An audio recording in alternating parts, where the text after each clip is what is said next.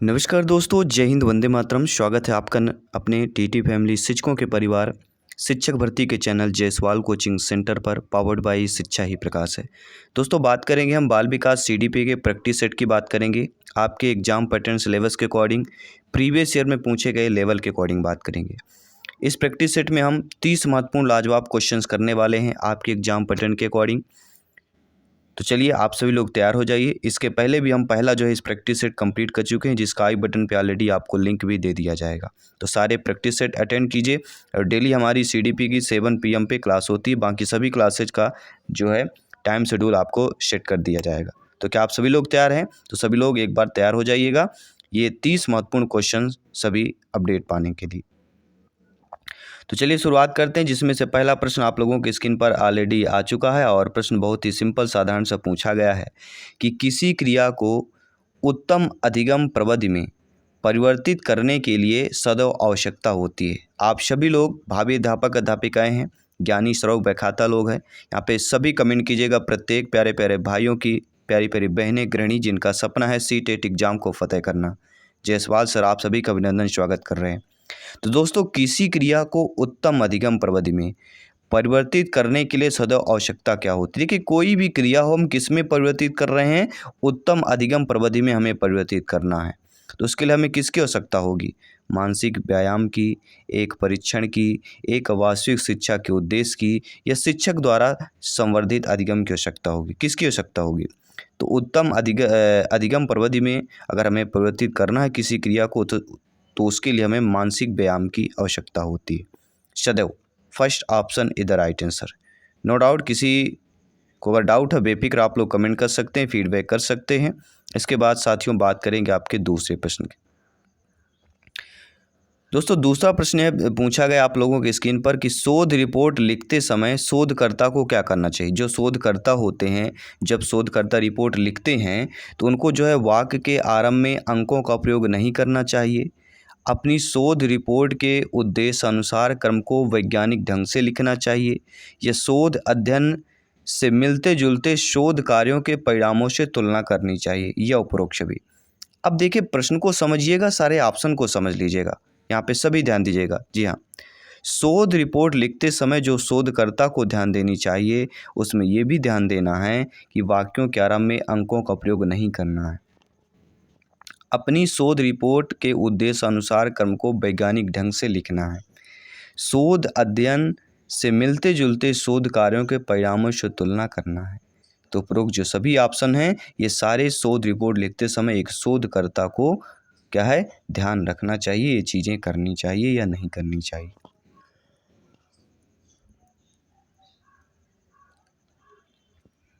आइए इसके बाद हम बात करते हैं थर्ड क्वेश्चन की। तीसरा प्रश्न आप लोगों की स्क्रीन पर है कि मिरर ड्राइंग परीक्षण किसके मापन हेतु प्रयुक्त होता है?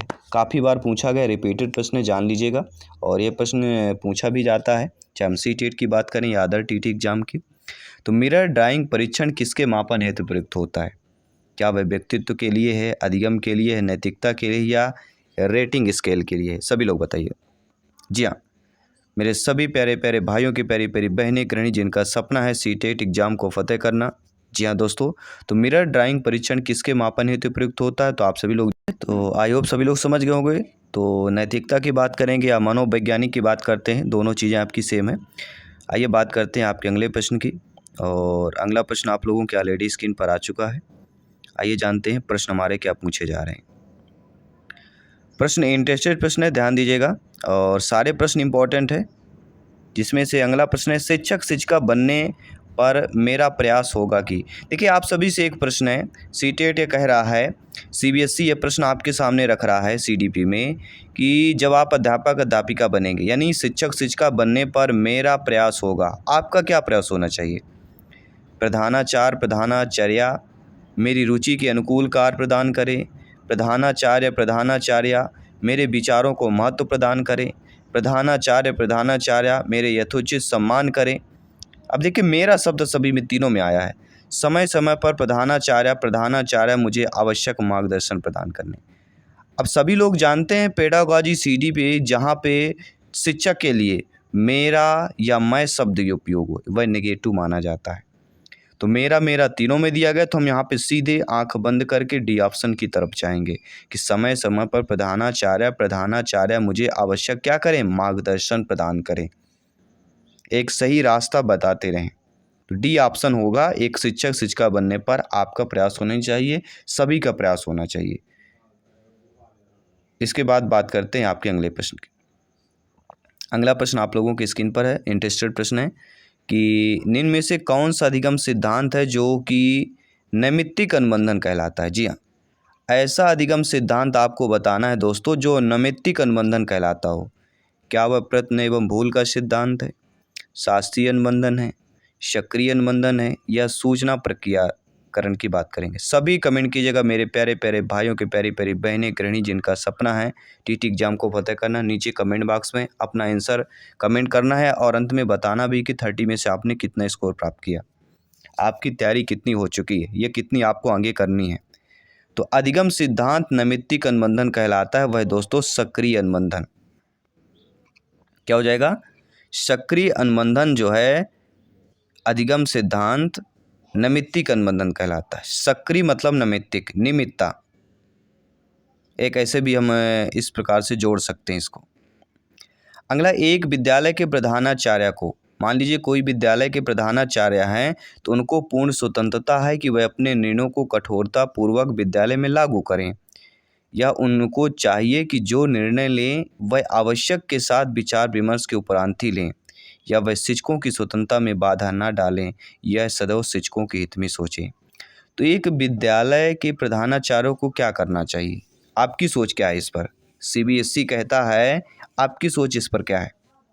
तो आपकी सोच सही क्या होनी चाहिए कि जो भी निर्णय लें वह अध्यापक के साथ विचार विमर्श के उपरांत ही लेना चाहिए एक विद्यालय के प्रधानाचार्य को। B option is the right answer.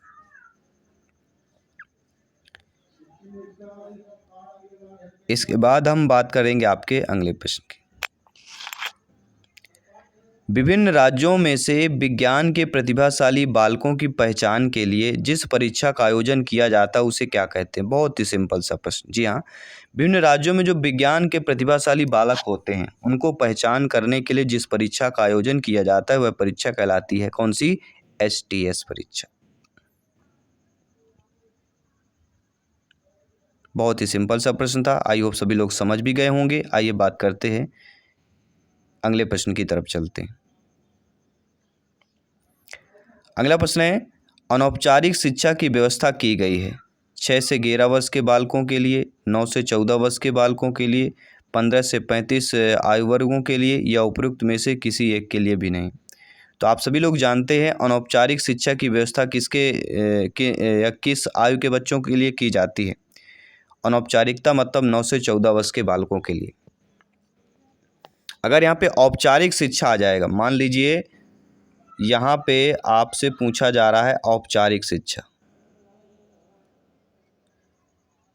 तब आपकी कौन सी एज होगी ये आपको कमेंट करके बताना है।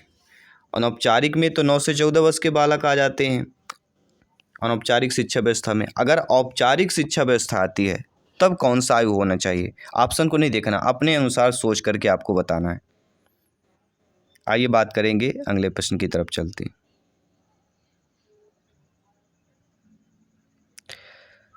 अगला प्रश्न है, महात्मा गांधी ने जिस शिक्षा व्यवस्था का समर्थन किया है वह क्या कहलाती है। बाल केंद्रित शिक्षा, मनोविज्ञान आधारित शिक्षा, मूलभूत शिक्षा, या कार्योन्मुखी शिक्षा की बात करते हैं। देखिए, महात्मा गांधी ने जिस शिक्षा व्यवस्था का जो है समर्थन किया है वह शिक्षा व्यवस्था हमारी मूलभूत शिक्षा कहलाती है। उन्होंने कहा भी है कि मूलभूत शिक्षा हर व्यक्ति का अधिकार है, या मूलभूत शिक्षा हमारा अधिकार है। ठीक है, तो हम ये चीज़ें पहले से ही पढ़ते आ रहे हैं तो ऑलरेडी आप लोग अच्छे तरीके से जानते भी होंगे। अगला, किस काल में नालंदा शिक्षा का महत्वपूर्ण केंद्र था। जी हाँ, ऐसा कौन सा काल है जिसमें नालंदा शिक्षा का महत्वपूर्ण केंद्र था। क्या वह वैदिक काल है, बौद्धिक काल है, मुगल काल है, या ब्रिटिश काल की बात करेंगे। तो नालंदा शिक्षा का महत्वपूर्ण जो केंद्र माना जाता है वह हमारा बौद्धिक काल माना जाता है। B option is the right answer. I hope सभी लोग समझ गए होंगे। आइए बात करते हैं आपके अगले प्रश्न की तरफ चलते हैं। अगला प्रश्न है, आपके विचार से एक योग्य प्रधानाचार्य निम्न से किस गुण का होना आवश्यक है? वह उच्च अधिकारियों तथा प्रबंध तंत्र से जुड़े व्यक्तियों को प्रसन्न रख सके, समय समय पर अध्यापक अभिभावक सम्मेलन आयोजित करे एवं विद्यालय के गुणात्मक विकास हेतु सुझाव आमंत्रित करे, या अपने कार्य में दक्ष हो।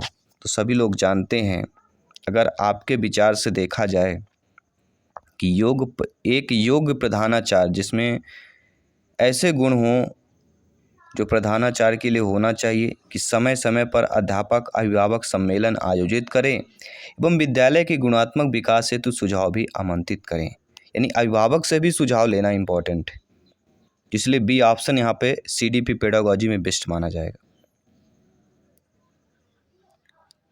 आई होप सभी लोग समझ गए होंगे। चलिए, नो डाउट सभी लोग समझ गए होंगे। आइए बात करते हैं आपके अगले प्रश्न की तरफ चलते हैं।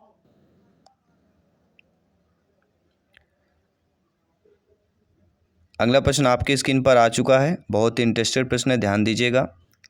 आपकी कक्षा में सुंदर किशोरी पढ़ती है, अध्यापक के रूप में आप उसके साथ व्यवहार कैसा करेंगे? अब देखिए, ऐसा शब्द दे दिया गया है, थोड़ा समझने वाली बात है, एक थॉट्स आपका लिया जा रहा है। कोई आपकी कक्षा में सुंदर किशोरी पढ़ती है, अब यहाँ पे बच्चे दे दिया जाता या कुछ छात्र दे दिया जाता, छात्राएं दे दिया जाता, कुछ अलग था, लेकिन ऐसा शब्द दे दिया गया आपको सोचने पे मजबूर करेगा। तो एक अध्यापक के रूप में, अब यह भी ध्यान देना है, आप अध्यापकों के लिए है, आपके साथ व्यवहार कैसे करेंगे? या आप शिक्षिका हैं तो आपके लिए भी यही प्रश्न होगा कि अगर आप अध्यापक हैं तो आपका व्यवहार कैसा होना चाहिए, आपका निष्पक्ष व्यवहार होना चाहिए। आपके लिए ये शब्द मायने नहीं रखता कि वह सुंदर है किशोरी, आपके लिए मायने रखता है वो बच्चा है, विद्यार्थी है, बालक है जो कि पढ़ रहा है और आपका कार्य है पढ़ाना, एजुकेट करना। तो यहाँ पे निष्पक्ष होना चाहिए, B option is the correct answer, right answer होना चाहिए। इसके बाद बात करेंगे आपके अगले प्रश्न की तरफ। आपकी कक्षा में 2-4 गुंडे प्रकार के छात्र हैं, आपकी ऐसी कक्षा है जिसमें ऐसे छात्र हैं जो आपको लग रहा हो कि 2-4 गुंडे टाइप के ऐसे बच्चे हैं, आपको लग रहा है कि ऐसे हैं, ठीक है। तो इस प्रकार के छात्र जो होते हैं, अध्यापक के रूप में आप उनके साथ संबंध कैसे रखेंगे? मान लीजिए गांव में आपकी ड्यूटी लग गई, आप शिक्षक बन गए और आज में ऐसे कुछ 2-4 बच्चे मिल जाते हैं जो रूड टाइप के होते हैं, अकड़ू टाइप के होते हैं, बोलेंगे चलिए बाहर मैडम जी, बाहर मिलिए, आप बताते हैं हम। तो उनके साथ आपका संबंध, एक कंटेक्ट कैसा होगा, रिलेशन कैसा होगा? तो एक सुधारात्मक होना चाहिए। धीरे धीरे उनसे जुड़िए, बातें कीजिए, धीरे धीरे वो चीज़ें फिर आपको क्लियर होती जाती है, क्योंकि चीज़ें देखिए आप कनेक्टिविटी से ही होगा, जितना अधिक कनेक्ट होंगे उतने चीज़ें बच्चे के अंदर क्लियर होती है, बच्चे के दूर होती है। अगला प्रश्न है, अध्यापक तथा छात्रों के मध्य मधुर अंतः व्यक्तित्व संबंध छात्रों की शैक्षिक निष्पत्तियों को प्रभावित करते हैं। ध्यान दीजिएगा मेरे सभी प्यारे मित्र, सभी शिक्षक बंधु, भावी अध्यापक अध्यापिकाएं, ब्रदर्स सिस्टर्स, भाई बहन गृहिणी, सभी ध्यान दीजिएगा। अध्यापक तथा छात्रों के मध्य जो है, इनके बीच मधुर अंतः व्यक्तित्व संबंध छात्रों की शैक्षिक निष्पत्तियों को प्रभावित करती है, अनुकूल दिशा में, प्रतिकूल दिशा में, किसी तरह भी नहीं या कभी कभी करती है। तो आप सभी लोग जानते हैं, अगर व्यक्तित्व छात्र शैक्षिक निष्पत्तियों को प्रभावित करना है तो उसके लिए अनुकूल दिशा होना जरूरी है। तो क्या है, अध्यापक छात्रों के साथ मधुर अंतः व्यक्तित्व संबंध छात्रों की शैक्षिक निष्पत्तियों को प्रभावित करते हैं अनुकूल दिशा में। First option is the right answer. अगला प्रश्न है, अध्यापक के रूप में आप विद्यालय में काफ़ी शोर करते हैं तो क्या करेंगे? आप ऐसा देखते होंगे, आप शिक्षक हैं, बच्चे शोर नहीं कर रहे हैं, आप खुद स्वयं शोर कर रहे हैं, काफ़ी शोर कर रहे हैं, क्योंकि प्रधानाध्यापक आपके अत्यधिक प्रिय हैं, आपके पास बहुत ट्यूशन है, आपकी कोई नहीं सुनता है, या प्रधानाध्यापक आपकी ओर ध्यान नहीं देते। अब देखिए, आप अत्यधिक प्रिय हैं तो ये चीज़ें नहीं है, सभी के लिए समान है। बहुत ट्यूशन है ये भी मायने नहीं रखता, और प्रधानाध्यापक आपके ओर ध्यान नहीं देते ये भी हो नहीं सकता नेगेटिव। आपकी कोई नहीं सुनता, ये ऐसा हो सकता है। सी डी ऑप्शन ज़्यादा लोग करेंगे एग्जाम में, लेकिन CBSE जो कहता है कि आपकी कोई नहीं सुनता, तब आप लोग अचानक भैया बच्चे चिल्लाने लगे, आप शांति से बोलते हैं कि शांत रहो शांत रहो, फिर आप एक अचानक चिल्ला देते हैं शांत रहो। ठीक है, तो आपकी जब कोई नहीं सुनता तो आप एक थोड़ा सा काफ़ी शोर जो है अध्यापक के रूप में ऐसी चीज़ें होती। तो सी ऑप्शन यहाँ पे हो जाएगा। बाकी जो भी आपकी राय है कमेंट बॉक्स में अपना अपना फीडबैक सभी लोग बताना है, क्योंकि यहाँ पे सभी लोग आप लोग भावी अध्यापक अध्यापिका हैं, ये फैमिली है। आपका जो भी फीडबैक हो सभी का सम्मान है। और जायसवाल सर आपके कमेंट के आपके फीडबैक का अभिनंदन स्वागत करते हैं। अगला प्रश्न है, एक श्रेष्ठ अध्यापक वही होगा। आप सभी लोगों को बताना है, आप सभी लोग श्रेष्ठ हैं, मेरे लिए आप सभी लोग श्रेष्ठ हैं, लेकिन CBSE कहता है वही श्रेष्ठ होगा जो इस प्रश्न का सही उत्तर देगा। एक श्रेष्ठ अध्यापक वही है जो विद्यार्थियों को सर्वप्रिय हो, अपने साथी अध्यापकों में प्रिय हो, प्रधानाचार्य का प्रिय हो, या छात्रों के सर्वांगीण विकास में संलग्न हो। सभी लोग कमेंट कीजिएगा। CBSE कहता है एक श्रेष्ठ अध्यापक वही होगा जो छात्रों के सर्वांगीण विकास में संलग्न होगा, जुड़ा रहेगा, प्रयास करेगा। D option is the right answer. आइए बात करते हैं अगले प्रश्न की तरफ। दोस्तों, श्रेष्ठ अध्यापक गण अपना सर्वाधिक समय व्यतीत करते हैं। जो श्रेष्ठ अध्यापक गण होते हैं वो अपना जो है समय जो है सर्वाधिक जो समय होता है वह राजनीति में व्यतीत करते हैं, ट्यूशन करने या कोचिंग संस्थान के संचालन में, ज्ञान अर्जन में करेंगे, या अपने साथी अध्यापकों के साथ गपशप में करेंगे। अब देखिए यहाँ पे CDP ये पेडागोजी है, ये बाल विकास है, और बाल विकास को मतलब ये सब्जेक्ट को ध्यान में रखते हुए ज्ञानार्जन में एक शिक्षक का ध्यान यहाँ पे क्या होना चाहिए, या अध्यापक गण का सर्वाधिक जो समय व्यतीत होता है वह ज्ञानार्जन में ही होता है। सी ऑप्शन यहाँ पे सही हो जाएगा। तो नो डाउट सारी चीज़ें क्लियर हो चुकी होंगी। आइए बात करते हैं आपके अगले प्रश्न की तरफ। बहुत अच्छा प्रश्न दिया गया, ध्यान दीजिएगा।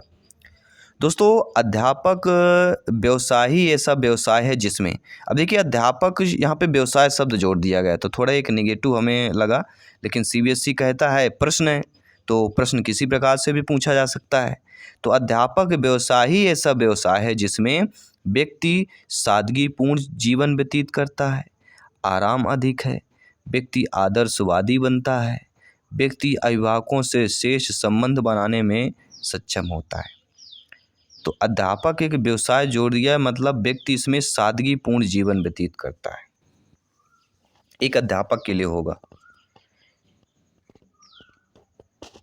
First option is the right answer, क्योंकि अध्यापक जहाँ पे होते हैं ना तो वहाँ पे AC होता है, ना वहाँ पे कूलर होता है, फ़ैन होते हैं, खिड़की होती है, खिड़की में हवाएँ आती हैं, उन्हीं पर बच्चों को पढ़ाते हैं। लेकिन अदर में कहीं देखेंगे कहीं ऑफिस बना हुआ उनका अलग है, डॉक्टर है उनका अलग ऑफिस चैम्बर है, AC लगा होता है। ठीक है, लेकिन शिक्षक ही ऐसा है जो एक सादगीपूर्ण जीवन कह सकते हैं। एक शिक्षक का व्यवहार जो होता है, टीचर्स का व्यवहार जो होता है, मेरे नज़र से, आपके नज़र से जो भी आप लोग कमेंट कर सकते हैं, शेयर कर सकते हैं, नो डाउट। सभी का स्वागत अभिनंदन है। अगला प्रश्न आपकी स्क्रीन पर है। कक्षा में विद्यार्थियों का ध्यान बनाए रखने के लिए निम्न में से सर्वाधिक अच्छी विधि कौन सी होती है? क्या वह विद्यार्थियों से बार बार कहा जाए कि वे ध्यान दें, यह ज्ञात करना कि वह क्या कह रहे हैं या क्या कर रहे हैं, छात्रों की हंसी उड़ाई जाए, या पाठ को अधिक रोचक बनाया जाए?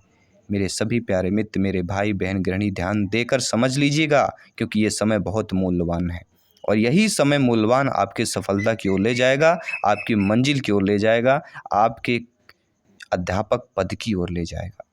तो कक्षा में विद्यार्थियों का ध्यान बनाए रखने के लिए सर्वाधिक अच्छी विधि जो कहलाती है वह पाठ को अधिक रोचक बनाया जाए, क्योंकि अगर पाठ को रोचक तरीके से आप बना लेंगे तो बच्चे ध्यान शुरू, वही पाठ है, वही कहानी है, लेकिन एक बताने का तरीका होता है, एक लहजा होता है, एक तर्क होता है।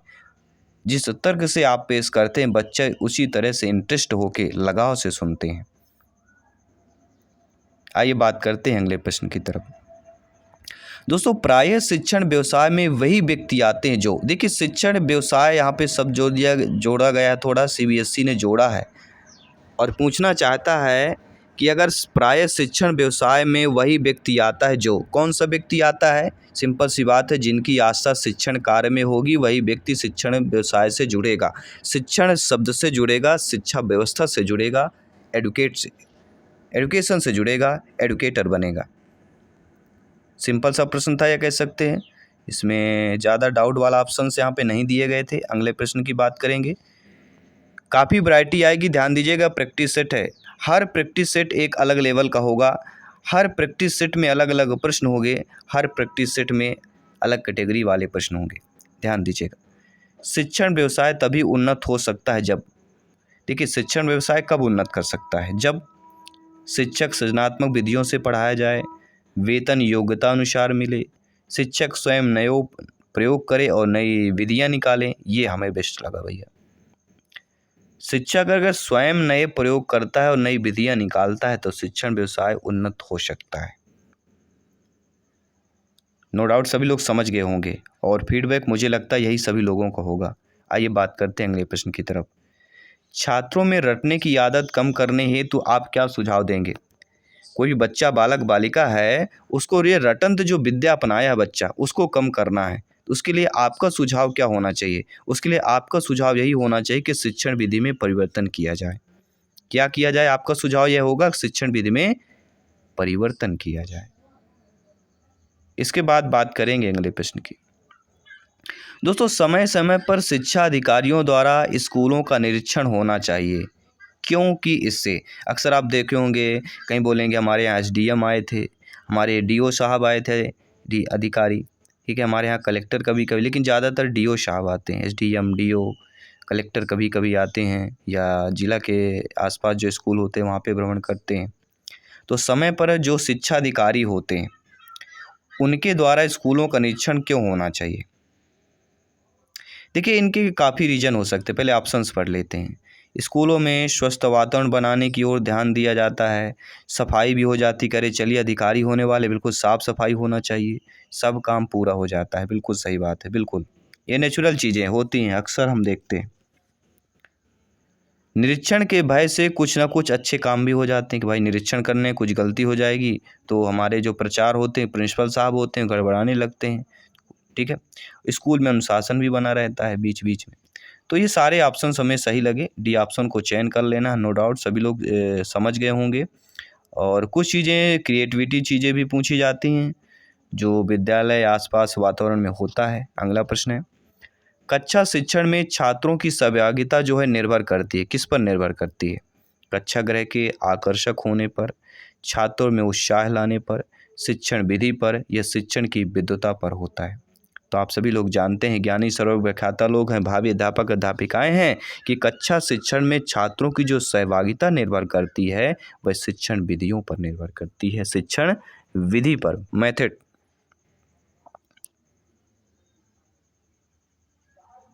आइए बात करते हैं। अगला है कि वन्य जीवन पर एक पाठ पढ़ाने के लिए कौन सा शिक्षण सामग्री उपयुक्त होगी? देखिए, जब आप लोग अध्यापक अध्यापिका बनेंगे, शिक्षक बनेंगे, तो मान लीजिए आपको एक पाठ पढ़ाना है और वह पाठ है वन्य जीव पर, वन्य जीवन पर एक पाठ है, और उस पाठ को पढ़ाने के लिए आपको शिक्षण सामग्री कौन सी उपयुक्त होगी? और शिक्षण सामग्री में 4 ऑप्शंस दिए गए हैं, स्लाइड, चित्र, फिल्म और मॉडल। देखिए, हमें वन्य जीवन पर एक पाठ पढ़ाना है तो उन दिखाना पड़ेगा जीव जंतुओं को, अर्थात हमें एक फिल्म दिखानी पड़ेगी। तो फिल्म शिक्षण सामग्री उपयुक्त होगी इसके लिए। सभी लोग समझ गए होंगे। आइए बात करते हैं अगले प्रश्न की।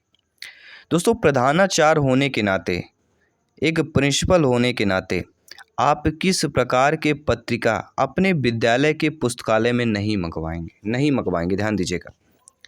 मंगवाने की बात नहीं हो रहा है यहाँ पे, नहीं मंगवाने की बात करें, जिसमें अत्यधिक आकर्षक चित्र हों। अब आकर्षक से सभी लोग समझ गए होंगे, क्योंकि सभी बच्चे जो होते हैं वह किशोरावस्था में ज़्यादातर बच्चे होते हैं, और ऐसे बच्चे में आकर्षक चीज़ें, बच्चों में ज़्यादा क्रिएटिविटी होती है। तो अत्यधिक आकर्षक वाले चित्र आपको पुस्तकालय में पत्रिका नहीं मंगवाना है। जिसमें नवीन प्रयोगों के विषय में जानकारी हो ऐसे मंगवा सकते हैं, जिसमें कारक तथ्यों पर संबंध विवेचना हो ये कर सकते हैं, सामाजिक कल्याण संबंधी जानकारी ये भी कर सकते हैं, लेकिन अत्यधिक आकर्षक वाला ये नेगेटिव दिया गया है, इसलिए अकॉर्डिंग टू क्वेश्चन हमारा सही हो जाएगा। बाकी आपकी क्या राय है कमेंट बॉक्स में अवश्य बताइए। दोस्तों, आपके विचार में विद्यार्थियों के विकास पर किन जीवनियों पर अधिक प्रभाव पड़ता है? सीबीएसई कहता है आपके विचार में बताइए, आप अपने विचार में बताइए कि जो विद्यार्थी बालक बालिका है उनके विकास पर किन जीवनियों का अत्यधिक प्रभाव पड़ेगा? वैज्ञानिकों के जीवनियों पर, शिक्षकों की, राजनेताओं के या महान विचारकों की? देखिए, अगर स्टूडेंट लाइफ्स की बात करें, विद्यार्थियों के विकास की बात करें, तो सबसे ज़्यादा जो जीवनी की अगर बात करते हैं वो होते हैं महान विचारक जो होते हैं मेरे ख्याल से। जैसे अब कोई बच्चा कहेगा आपके अभी अम्बेडकर जयंती थी तो भीमराव अम्बेडकर हो गए हमारे, जो कि संविधान निर्माता है। कोई कहेगा सुभाष चंद्र बोस जी हो गए हमारे, हो गए चंद्रशेखर आज़ाद जी हो गए। तो क्या है, एक महान विचारक जो रहे हैं उनके विचार हैं, महात्मा गांधी हो गए उनके जो विचार हो, ठीक है, जैसा हम पढ़ते आ रहे हैं। एज ए एडुकेटर की बात करें तो यहाँ पे डी ऑप्शन सही होगा। सीबीएसई ने भी सही माना है। आइए बात करते हैं अगले प्रश्न की तरफ। शिक्षण व्यवसाय में शिक्षण की सफलता के लिए सबसे महत्वपूर्ण क्या होता है? देखिए, शिक्षण व्यवसाय में शिक्षण की सफलता के लिए सबसे महत्वपूर्ण क्या होगा? समुदाय की संपन्नता होनी चाहिए। तो ऐसा तो नहीं हो सकता कि आपके समुदाय की संपन्नता हो जाए। शिक्षक की शिक्षण कुशलता, जी हाँ, इसे हम कह सकते हैं। शिक्षण व्यवसाय में शिक्षण की सफलता के लिए सबसे महत्वपूर्ण यही होता है कि जो शिक्षक होता है उसकी शिक्षण कुशलता, उसकी एबिलिटी एडुकेट करने की, वो कितनी है। B option is the right answer. No doubt सभी लोग समझ गए होंगे। बात करेंगे अगले प्रश्न की। दोस्तों, निम्नलिखित में से शिक्षक का कौन सा निजी गुण शिक्षण को जो है प्रभावित नहीं करता? शिक्षक का ऐसा कौन सा निजी गुण है जो शिक्षण को प्रभावित नहीं करता?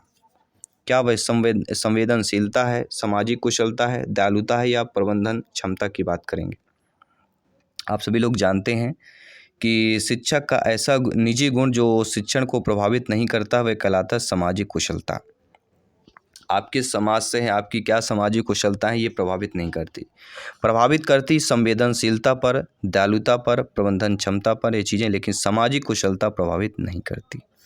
और सीडीपी का 30वां प्रश्न आप लोगों की स्क्रीन पर है कि वर्तमान समय में भारत में शिक्षा के क्षेत्र में विकास किया जाता है। शिक्षा मंत्रालय द्वारा किया जाता है, विश्वविद्यालय अनुदान आयोग द्वारा किया जाता है, मानव संसाधन विकास मंत्रालय द्वारा किया जाता है या एनसीईआरटी के द्वारा किया जाता है। तो वर्तमान समय में भारत में शिक्षा के क्षेत्र में विकास किसके द्वारा किया जाता है, ये आपको कमेंट करके बताना है, फीडबैक करके बताना है। कमेंट बॉक्स ओपन है और 30 में से आपका स्कोर क्या है, आपका फीडबैक क्या है, इस प्रैक्टिस सेट सीडीपी में कमेंट बॉक्स में ज़रूर बताइएगा। और ऐसे डेली प्रैक्टिस सेट अटेंड कर ले, इस परिवार से, इस टीटी फैमिली से जुड़ जाइएगा, क्योंकि ये आपका शिक्षकों का परिवार है। टीटी फैमिली है, आवर टीचर्स फैमिली है। और डेली हमारे प्रैक्टिस सेट होती है। 7 PM में आइए, प्रैक्टिस सेट अटेंड कीजिए और प्रिपरेशन को बेहतर कीजिए, तैयारी को पक्की कीजिए और इस बार सीटेट एग्ज़ाम को फतेह कीजिए। तो जय हिंद, वंदे मातरम। दोस्तों, मिलते हैं आपकी अगली क्लास पर। धन्यवाद।